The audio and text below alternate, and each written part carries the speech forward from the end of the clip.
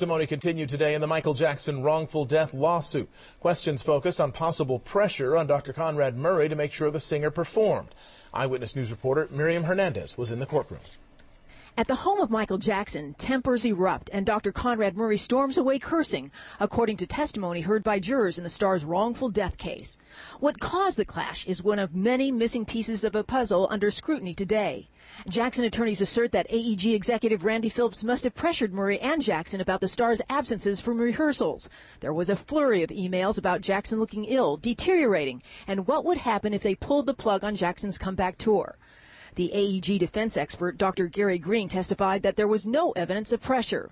Under cross-examination by Jackson attorney William Bloss, Green said his conclusion was based on the sole witness available to testify about the meeting, CEO Randy Phillips, who was one of the executives being sued.